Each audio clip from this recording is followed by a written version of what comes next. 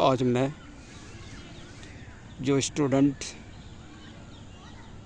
2026 में अपेयर होंगे उसके लिए ख़ास ये वीडियो है कि ग्रामर पोर्शन जो है, ग्रामर पोर्शन की तैयारी कैसे कीजिएगा और ग्रामर पोर्शन में क्या क्या ग्रामर में आइटम है, इस पर हम चर्चा करेंगे। ज़रा ध्यान से सुनिएगा। सबसे पहले time and tense. Time and tense क्या होता है? इसमें टाइम एंड टेंस जो है, आपका प्रॉपर नॉलेज होना चाहिए टेंस का। इसमें टाइम के साथ टेंस का रिलेशन रहता है।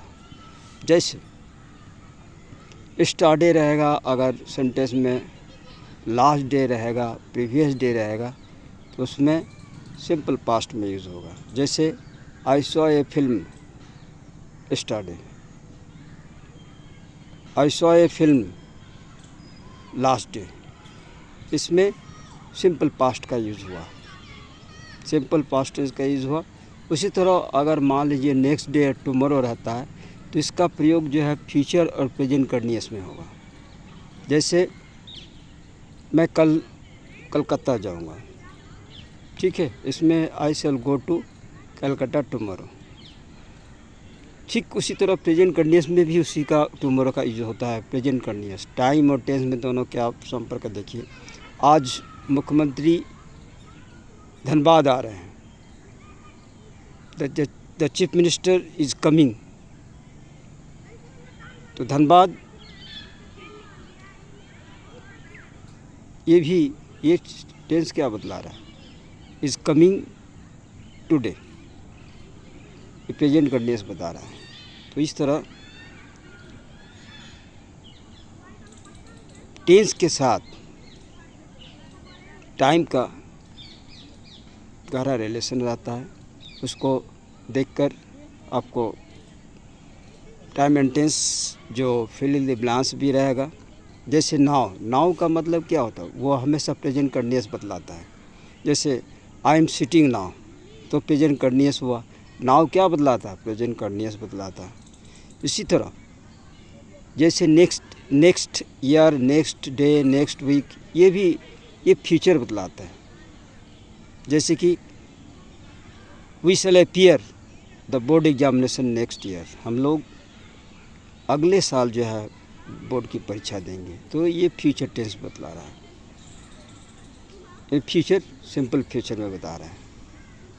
तो ये नेक्स्ट डे क्या बतला रहा है? ये टेंस बतला रहा है कि ये फ्यूचर टेंस में है, नेक्स्ट डे। उसी तरह प्रीवियस डे, प्रीवियस डे मतलब होता है पास्ट टेंस, ये इंडिकेट करता पास्ट है। जैसे previous day I have taught you some grammar person previous day. Previous day मतलब होता है पिछला दिन। तो ये जो टाइम एंड टेंस जो है, जैसे टुडे हुआ, टुमारो हुआ, स्टरडे हुआ, प्रीवियस डे हुआ, नेक्स्ट डे हुआ, नेक्स्ट ईयर हुआ, इसका संबंध टेंस के साथ है। वो यही टाइम ही टेंस को बतलाता है।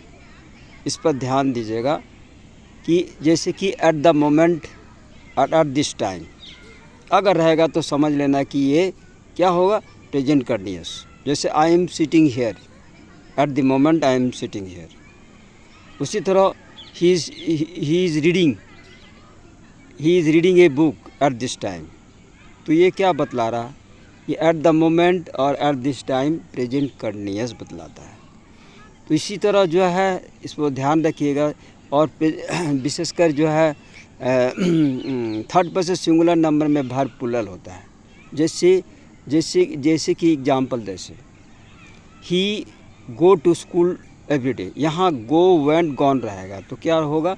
यहाँ गोज़ होगा, क्योंकि रोज़ स्कूल जाता है। ये सिंपल प्रेजेंट बतलाता है। तो ये वर्ब भी प्रेजेंट हो जाता है, प्रेजेंट होता है टाइम के अनुसार। ही गोज़ टू स्कूल डेली, वो रोज़ स्कूल जाता है। तो क्या हो गया? यहाँ गोज़ क्या हुआ? वर्ब प्लूरल हो गया। यहाँ गो वेंट और गॉन रहेगा तो आपको भरना है गोज़ भरना है। ठीक इसी तरह टाइम एंड टेंस जो है, अगर आपका पास्ट परफेक्ट में है, अगर होगा, जैसे कि he had reached home, he had reached home,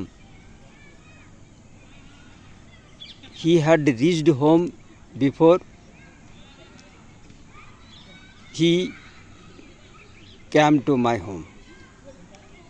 इसमें क्या लगा, he had came to home before he came here।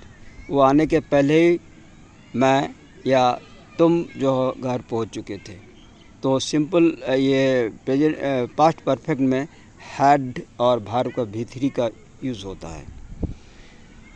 इसके अलावा और भी जो ग्रामर पोर्शन रहेगा, रिमूव टू पॉसिबल हो सकता है, उसके बाद वॉइस हो सकता है, उसके बाद नरेशन हो सकता है, क्लाउज हो सकता है, सिंटैक्स हो सकता है।